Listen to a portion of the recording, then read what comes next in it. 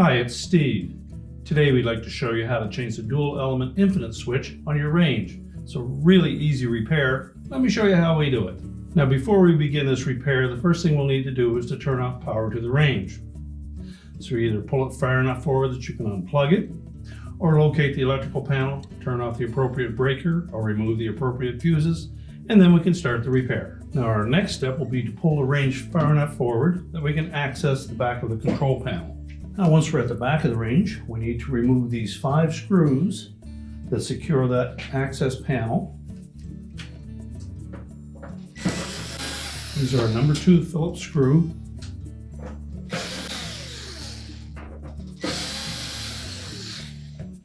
And just tilt that panel back a little bit and unlatch these 2 little tabs on the bottom, and then we'll set that aside.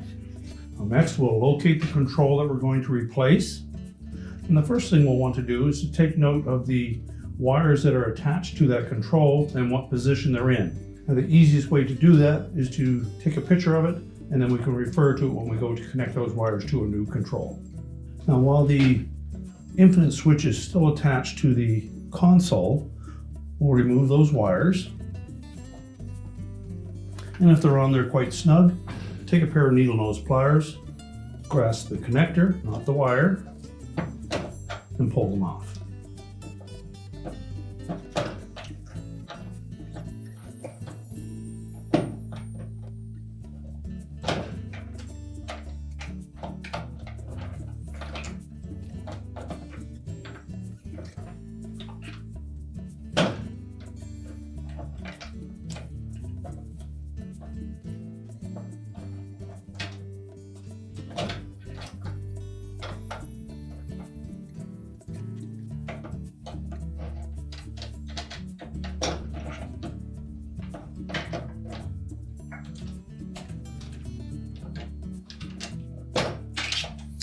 Now, once we removed all the wires, we'll then go to the front of the console and remove the knob and the 2 screws that secure that to the housing.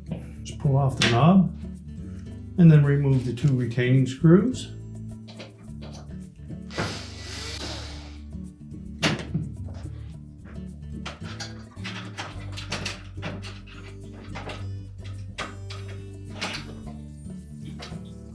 We can then remove that old control from behind and discard it. Now next, we can either determine to attach the wires to the control first and then push it through the opening and mount it, or you can mount it on there first and then attach the wires while it is in place.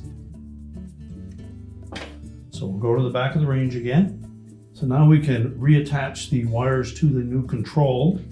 Take note that if your control had a separate terminal in this bottom left-hand corner with a separate wire attached to it, and there's no longer a terminal in that spot, so you would need to splice it into the wire that attaches to the terminal next to it, because it is a common point. So just go ahead and reattach those wires.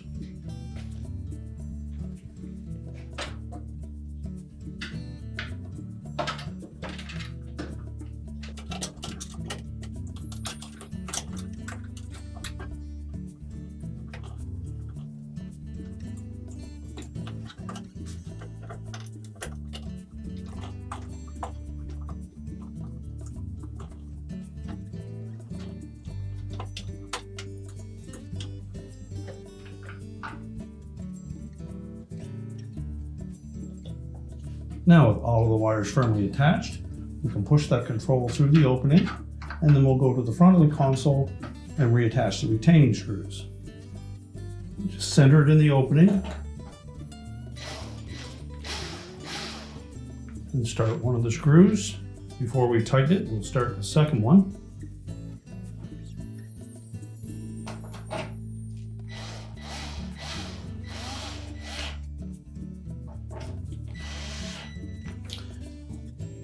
Tighten both firmly. Now with the screws firmly attached, we're ready to reinstall the knob. And take note that that little spring clip should be on the bottom when it's in the off position.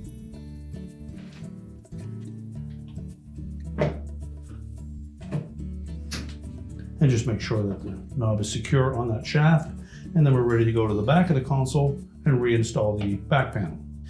Now when reinstalling that access panel for the console, we want to make sure that these two tabs on the bottom edge of that panel hook into the end caps first. So we'll line those up, make sure those tabs fit down into there, and just rotate it upward. When the screw holes line up, we can go ahead and install the retaining screws.